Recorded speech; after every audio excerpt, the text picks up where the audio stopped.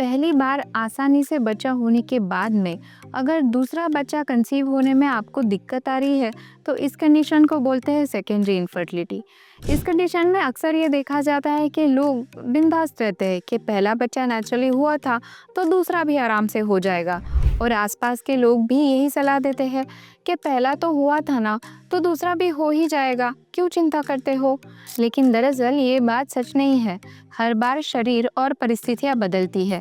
नमस्कार, मैं डॉक्टर आकांक्षा महाजन पाठक, fertility expert. आप देख रहे हैं एक्सेलेंट चबूतरा, और आज चबूतरे पे चर्चा है सेकेंडरी इनफर्टिलिटी के बारे में। सेकेंडरी इनफर्टिलिटी, इसका अर्थ होता है पहली बार बच्चा कंसीव होने के बाद में अगर 1 साल तक आप बिना किसी सुरक्षा से प्रयास कर रहे हैं किंतु फिर से कंसीव नहीं हो पा रहे हैं तो बोला जाएगा कि सेकेंडरी इनफर्टिलिटी आपको है। सेकेंडरी इनफर्टिलिटी के कुछ प्रमुख कारण हैं, जिनमें से पहला कारण है शुक्राणु तथा स्त्री बीज की क्वालिटी घटना। बढ़ती उम्र के साथ में स्त्री बीज की क्वालिटी तथा संख्या दोनों में भी घटाव दिखाई देता है, और जिसके वजह से कंसीव होने में औरत को दिक्कत आ सकती है।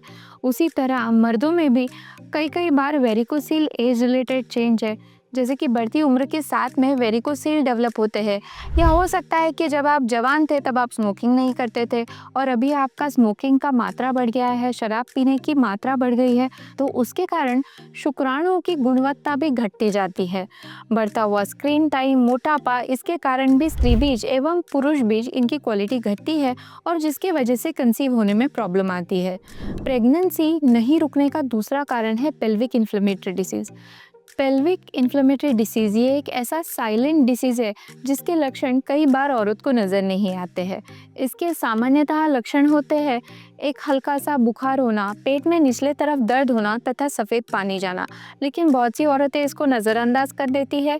तो इस पेल्विक इन्फ्लेमेटरी डिसीज़ से ये हो सकता है कि गर्भाशय, अंडनलिका तथा अंडाशय के बीच में चिपकन डेवलप होती है, जिसको हम लोग बोलते हैं साइंटिफिक लैंग्वेज में एडेजेंस, और जिसकी वजह से ये ट्यूब और ओवरी की रिलेशनशिप बिगड़ जाती है।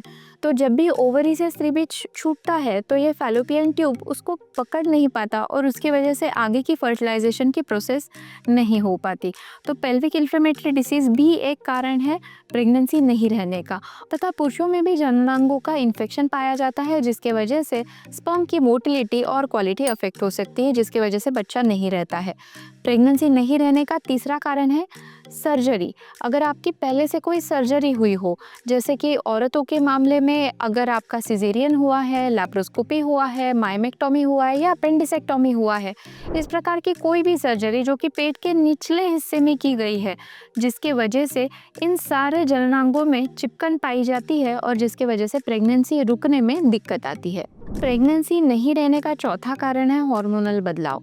बढ़ती उम्र के साथ में थायराइड तथा प्रोलैक्टिन के हार्मोन, इनकी मात्रा गड़बड़ हो सकती है, तथा वजन बढ़ने के कारण भी हो सकता है आपके एंडोक्राइन सिस्टम ठीक से काम न करे, और उसके वजह से प्रेगनेंसी आपको नहीं रुक रही हो। अगर आप सेकेंडरी इनफर्टिलिटी से जूझ रहे हैं तो बिल्कुल भी परेशान मत होइए।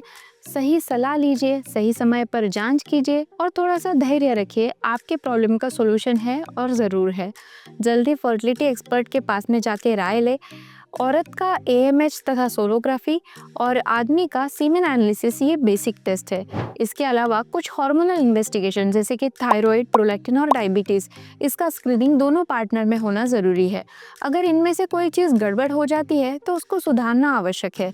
जैसे कि अगर आपके थायराइड, प्रोलैक्टिन के लेवल्स गड़बड़ आते हैं तो उनका इलाज करना पड़ेगा। अगर आपको डायबिटीज़ डिटेक्ट हो जाता है तो डायबिटीज़ का इलाज शुरू करना पड़ेगा। अगर ट्यूब्स ब्लॉक होते हैं तो ट्यूब खोलना पड़ेगा। अगर वज़न बढ़ा हुआ है तो वज़न घटाना पड़ेगा। और अगर इन सारे उपायों से भी कोई फ़ायदा नहीं हो रहा है, अगर आपका एएमएच कम है, आपके स्त्री बीज की क्वांटिटी तथा क्वालिटी कम है, अगर आपके सीमेन एनालिसिस में स्पर्म की क्वालिटी या क्वांटिटी में कुछ घटाव दिखाई देता है, तो जल्द आईवीएफ करने का फ़ायदा होगा। याद रखिए, 35 की उम्र के बाद में आपको सतर्क रहना है, क्योंकि 35 की उम्र के बाद में हर एक साइकिल आपके लिए महत्वपूर्ण है। इस स्टेज में अगर आप इस प्रोसेस को डिले करते हैं तो हो सकता है कि आपका नुकसान हो। अगर ये वीडियो आपको अच्छी लगी हो तो वीडियो को लाइक करिए, चैनल को सब्सक्राइब करिए, और इस वीडियो को ज़्यादा से ज़्यादा लोगों तक पहुंचाने में हमारी मदद कीजिए। धन्यवाद।